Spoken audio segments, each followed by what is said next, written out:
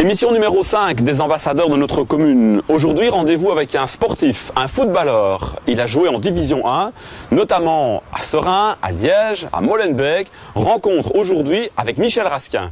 Bonjour, je me présente, Michel Rasquin. Je suis originaire de Comblain et j'ai eu la grande chance et le bonheur de pouvoir évoluer 17 ans en première division. Alors Michel, raconte-nous un peu cette merveilleuse aventure footballistique qui a commencé apparemment ici à Comblain-Nopon, ici au-dessus à Saint-Martin. Ça a commencé en quelle année? Tout à fait, donc ça a commencé en 83, où là donc j'étais joueur au football d'Auneux, en 4e provincial, et j'ai eu la chance et le bonheur de pouvoir être vu par certains Robert Wassèche, et c'est de là, donc sur un mois de temps, j'ai dû passer un peu des tests à gauche et à droite.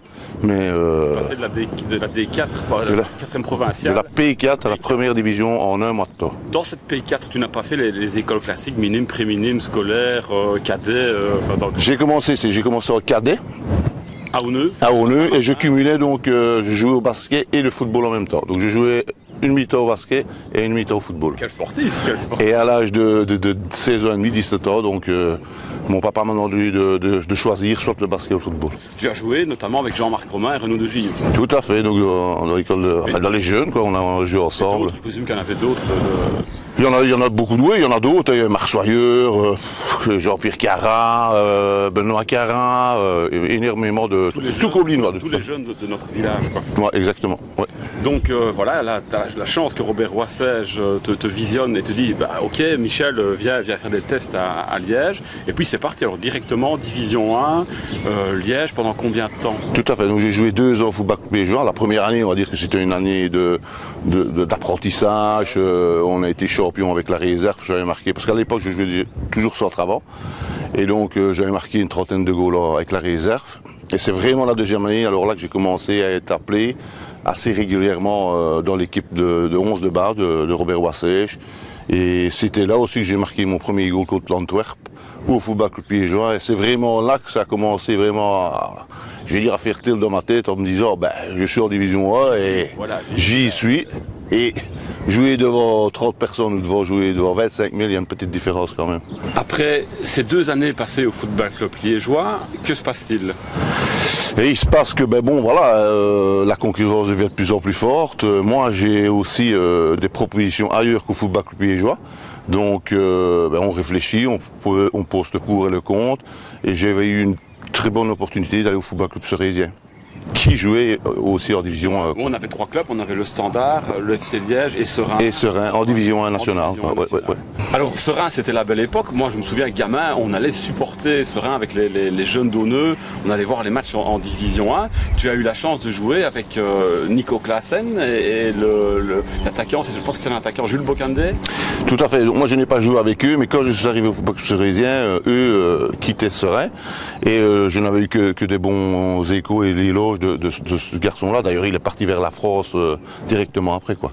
Mais c'était vraiment une belle époque aussi avec le football club cerisien. Tu as joué avec Marc Grosjean, c'est un voisin? Tout à fait, donc Marc c'est un ami, on se voit encore régulièrement aussi maintenant.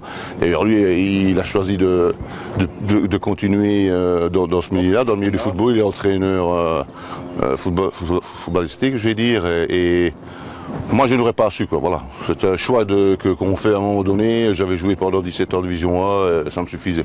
Après Serein, tu t'en vas, toujours en Belgique, mais tu pars du côté flamand. Ja, ik spreek een beetje Nederlands, 1 jaar in Berscott. Je vois qu'il y a des football. Ben, disons que c'est ça qui est aussi qui est positif dans l'aventure, c'est que je suis parti 1 an à Anvers et j'ai appris leur culture, j'ai appris aussi le néerlandais, donc que du positif par rapport à ça, quoi. Et là, moi, j'ai joué avec des garçons comme Simon Tamata, Kenneth Brel, Jos Dardenne. C'était vraiment, on était une toute grosse équipe. Tamata sortait du Standard. Tout à fait, tout à fait. Ouais. D'ailleurs, on a gagné 0-2 ici au Standard. Pour Simon, c'était pour lui merveilleux parce que c'était son club d'origine aussi. Mais on était venu quand même gagner 0-2 au Standard, quoi, avec le Berscott. Ouais. Du Berscott, alors là, tu repars pour la Wallonie. Berscott, ben donc, c'était comme entraîneur Georges Hellens, qui lui avant la fin de saison, donc est remercié et il va du côté du Sporting de Charleroi. Et il prend des Et à la fin de saison, il me demande si je ne voudrais pas venir avec lui au Sporting de Charleroi. Ce que je n'ai pas hésité un instant parce que bon, voilà, on reparlait déjà, je vais dire le français et tout. Et pour mon épouse, et je venais justement d'avoir un enfant, c'était aussi mieux par rapport à ça, quoi. Charleroi, c'est une grande partie de ta carrière, 7 ans. Oui, tout à fait, ouais, 7 ans, deux fois européen, une finale de Coupe de Belgique.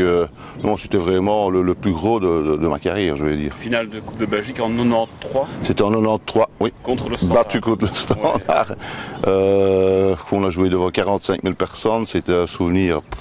Ça se jouait inoubliable. Et normalement, on devait jouer donc au Wesel, mais on l'a joué au Parc Astrid. Après Charleroi, tu pars sur le RWDM. Oui, tout à fait. Donc, pour un petit joueur qui venait de 4e provincial, ben, j'ai pas mal voyagé quand même dans ma carrière de footballeur et j'ai terminé donc à Bruxelles. Et le club s'appelait le RWDM à cette époque-là. Après le RWDM, je suis revenu ici à jouer à Haut-Neuilly Football Club, qui jouait et qui évoluait en promotion. Ah oui, oui. Donc j'étais toujours en semi. Et ça ne s'appelait pas Sprimont-Comblain, il y avait Sprimont d'un côté et Comblain. C'est ça, c'était toujours. Ouais, et la montée, c'était le match Sprimont-Comblain de promotion vers la D3. Tout à fait, mais moi je ne l'ai pas joué. Je suis revenu qui jouait en promotion, qui jouait leur promotion. Et je suis où j'ai retrouvé Jean Seval comme président et comme joueur Jean-Marc Romain. Je veux dire que la boucle était bouclée. La boucle était bouclée. Ah, tout à fait. L'histoire continue puisque tu as 2 gamins qui sont dans le milieu footballistique, qui jouent apparemment très bien au football. Tout à fait, mais enfin disons que déjà une fierté d'avoir deux gamins qui ont opté pour le football. Donc ils auraient pu très bien aussi jouer à un moment donné basket. Ils ont été vers le football. Que du bonheur pour moi parce que voilà, je continue à les suivre et donc cette année-ci, ils vont évoluer dans le nouveau club qui vient de fusionner avec Sprimont et Banneux, donc toujours des 3 nationales. Et Comblain, Sprimont, Banneux. Et Comblain, Sprimont, voilà. Pour moi, c'est une sorte de fierté d'aller les voir tous les week-ends, quoi. On a sorti la collection de photos. Sur celle-ci, c'est football ou basket là? Basket. Basket. Et qui est sur la photo? Alors ici sur cette photo, donc il y a moi, Marc Soyeur, mon frère Dany, Jean-Loup Massin, René Léonard et Christian Burton. Joueur de basket sur la plaine à Saint-Martin. Tout à fait. Là, c'est toujours le basket. C'est toujours le basket avec les mêmes joueurs. Une photo. Donc, motard apparemment oui. aussi. Un peu plus âgé. Et alors là, donc, on voit toujours bien la dalle de basket, la buvette de football et le terrain. Et le terrain de football du FC Haut-Neuilly, c'était du Haut-Neuilly Football Club. Haut-Neuilly Football Club. Ouais. Sur cette photo, c'est avec le Football Club Liégeois. Voilà, c'est mes débuts en Division 1. Donc moi j'ai quitté la 4e provinciale pour arriver en Division 1 avec Robert Wassé, donc ma première année en 1984. Ici, avec... c'est une passion commune avec l'ancien équipier du Standard, Rougneux. On adore la chasse et on a ça comme commun. Je le vois toujours à l'heure. Oui, tout à fait. Là au-dessus, la photo avec, Alors là, c'est tous des anciens justement du Standard, du Football Club Liégeois. On a refait un match pour une bonne œuvre et on s'est retrouvés tous ensemble, c'était magnifique. Avec des garçons comme Simon Tamata, Marc Wilmot, voilà. Robert Wassé, j'étais toujours là. Oh, c'était du côté de Visé, je pense qu'ils avaient loué le... Voilà. Et là c'est avec Per Zetterberg.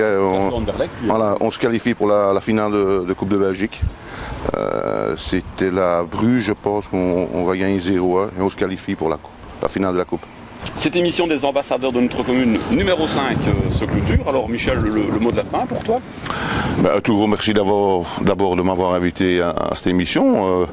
Moi, en ce qui me concerne, donc, je suis très fier d'avoir participé à peut-être un petit bout d'une émission qui, je l'espère, le sera encore pendant les années.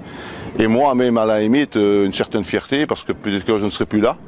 On aura encore la chance de pouvoir un peu venir revisionner l'émission et de se dire salut Michel Rasquet, donc tout bonheur pour moi et encore merci de m'avoir invité aujourd'hui. Merci Michel. Merci aussi.